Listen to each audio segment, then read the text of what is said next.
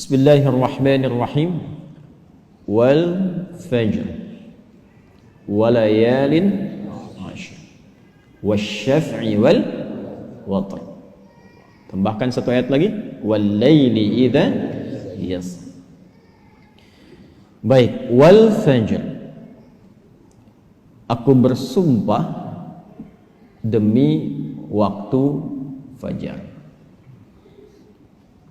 Di dalam Al-Quran kita temukan ragam sumpah yang langsung disampaikan oleh Allah Subhanahu wa ta'ala.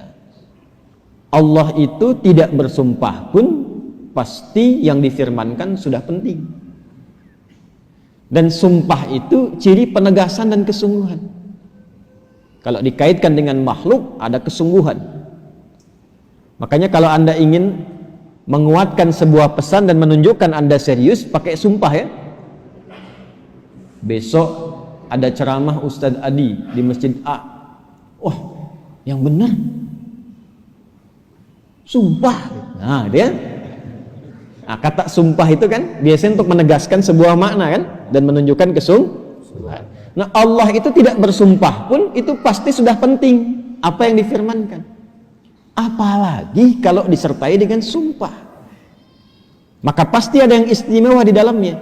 Jadi kalau kita menemukan ayat dalam Al-Quran diawali dengan sumpah, ini menunjukkan pesan yang disampaikan di ayat itu tidak biasa, ada yang sangat penting, berbeda dengan pesan-pesan yang lainnya.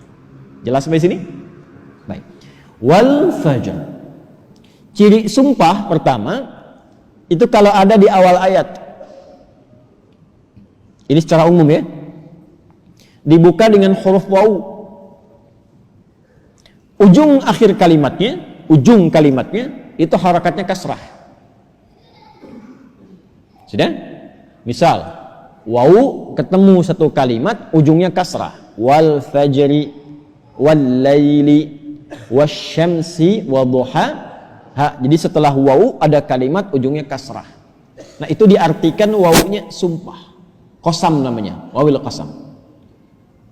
Kalau sudah dibuka dengan seperti ini, artinya informasi yang disampaikan setelah huruf waw itu penting, tidak biasa. Wal fajr, aku bersumpah demi waktu fajar. Ada beberapa pendapat dari kalangan ulama tentang fajar yang dimaksudkan di ayat ini. Jadi di sini Allah bersumpah dengan 5 hal.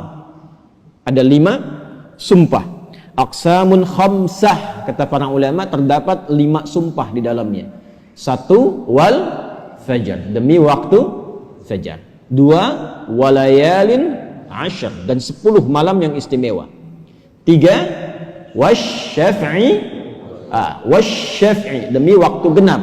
Kemudian 4 wal watr. 5 wal laili idza yasr. Ada 5 di sini disebutkan menunjukkan ada 5 yang istimewa. Saking istimewanya dibuka oleh Allah Subhanahu wa taala dengan sumpah. Baik. 1 fajar. Secara cepat saja. Para ulama setidaknya menyebutkan secara umum ada 2 pemaknaan di kata fajar di sini. Yang pertama yang dimaksudkan setiap waktu fajar. Itu penting. Setiap waktu fajar dalam setiap hari. Jadi ada satu yang istimewa, waktunya di waktu fajar dari sekian perubahan waktu yang kita alami dalam sehari. Kan dari fajar nanti muncul ke pagi, pagi ke siang, siang ke sore, sore ke maghrib, maghrib ke malam kan. Nah dari perputaran waktu itu, di antara sekian banyak waktu, fajar itu istimewa. Karena itu Allah panggil kita untuk bisa menunaikan sholat di waktu fajar. Ya, hakikatnya bukan hanya sholatnya. Ada waktu-waktu yang hanya dalam fajar itu yang nggak ditemukan keistimewaannya di waktu yang lain. Contoh, kita ambil ke ibadah ritual dulu. Sholat di waktu fajar ini, itu 2 rakaat sunnahnya saja. Sunnahnya, belum masuk ke fardunya. itu nilainya disebutkan oleh Rasulullah SAW lebih baik daripada dunia dan seisinya. Rak'atul fajri khairum minad dunya wa ma fiha. Kalau Anda mampu menunaikan 2 rakaat fajar, itu yang dimaksud sunnahnya. 2 rakaat, tapi disebutkan kalimat fajarnya. Bukan zuhur, bukan asar, bukan maghrib, bukan isya. Dan dilakukannya sebelum salat fardunya untuk menunjukkan betapa pentingnya itu. Karena kalau orang tahu itu penting, pasti persiapan datang sebelumnya. Ya, Anda tahu di sini akan pengajian kan? Subuh kan? Subuhnya misalnya jam 4.35. Anda menjadikan pengajian itu sebagai hal yang prioritas. Kalau waktunya 4.35, datangnya jam berapa? Ada yang nginap, ada yang itikaf. Karena menjadikan itu penting. Kalau tak penting mungkin diabaikan. Nah, Allah menyatakan fajar itu penting. Jangan tinggal. Bahkan saking pentingnya, ada di antara hamba-hamba Allah yang menyiapkan waktu fajar itu bangun dari sebelumnya sampai warming up dulu. Pemanasan supaya subuhnya itu, fajarnya itu bisa optimal. Bangun dari malam, Pak. Ada yang menjelang fajar itu membiasakan hatinya supaya khusyuk. Sehingga saat sholat di waktu fajar sudah terkoneksi kepada Allah dengan baik. Cara menyiapkannya dengan istighfar. Waktu singkat menjelang fajar itu disebut sahar namanya. Jamaknya disebut ashar. Ada orang-orang yang kalau sudah tiba waktu ini, dia banyak istighfar, istighfar, istighfar, istighfar. Supaya hatinya lapang saat fajar tiba, terkoneksi sempurna kepada Allah. Sempurna. Nyambung. Itu ada di Quran surah ke-51 ayat 18. Wabil asharihum yastaghfirun. Ya. Kalau ingin dikuatkan kesabaran, ingin diberikan rizki sehingga bisa sering infak, ya.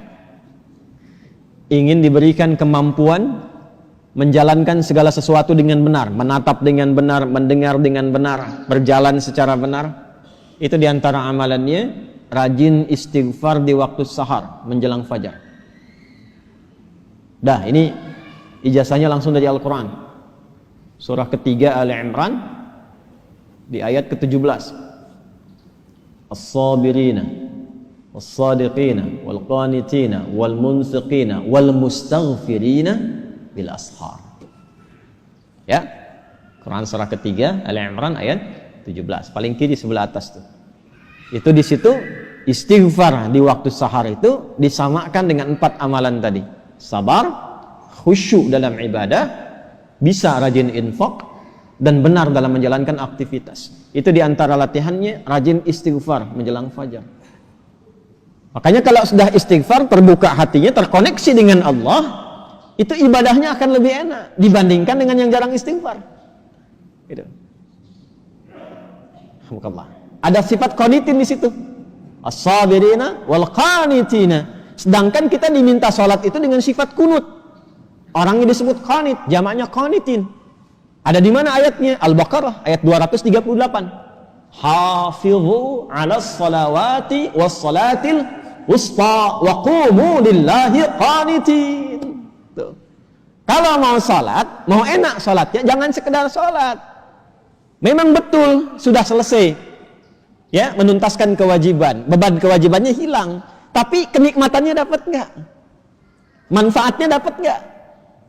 Kalau ingin menikmati salat, ingin dapat manfaatnya, dapat ketenangan, terkoneksi dengan Allah, doanya cepat dijawab, maka khusyuklah dalam salat.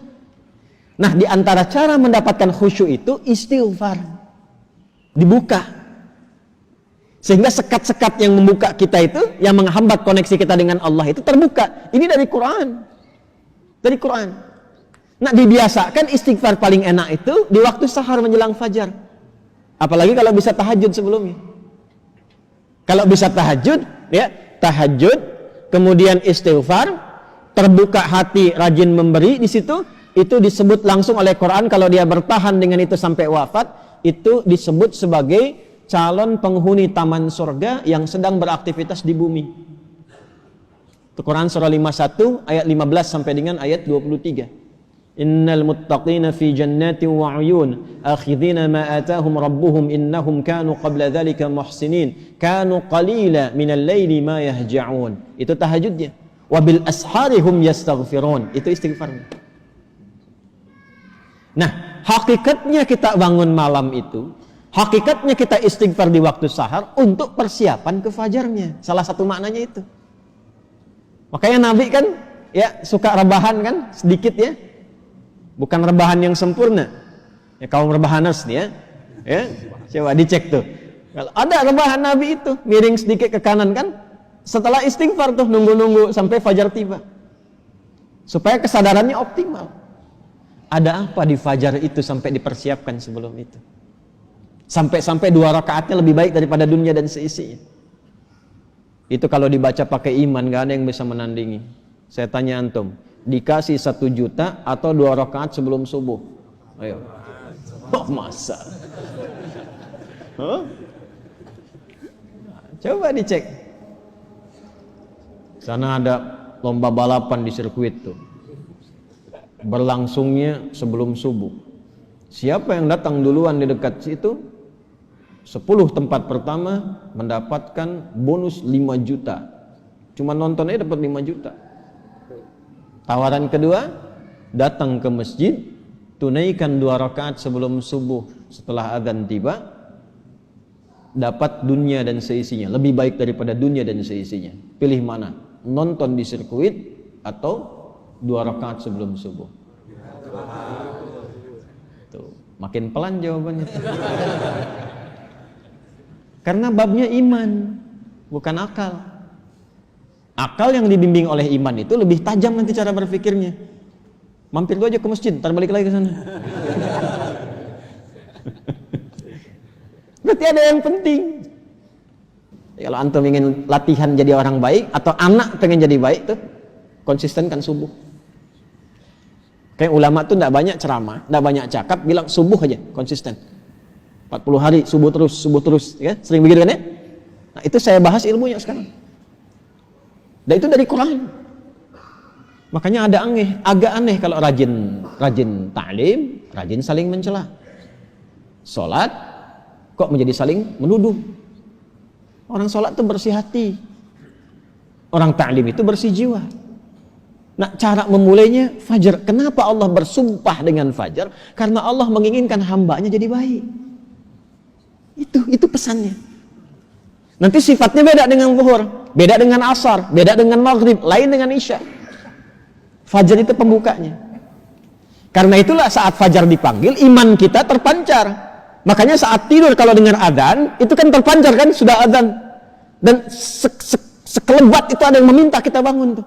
Allahu Akbar, Allahu Akbar. Bangun tiba-tiba dengar adzan. Itu yang terpanggil imannya. Ketika cahaya iman itu merespon suara adzan, itulah fajar namanya. Dari maknawinya. Dari segi waktu dia melatih keadaan kita jadi lebih baik, terkoneksi dengan Allah. Kalau sudah hatinya bersih, nyambung dengan Allah, doanya mustajab. Innallaha tayyibun la yaqbalu illa tayyibah. Kata Nabi demikian. Allah itu maha baik sehingga akan cepat menerima dari yang baik-baik.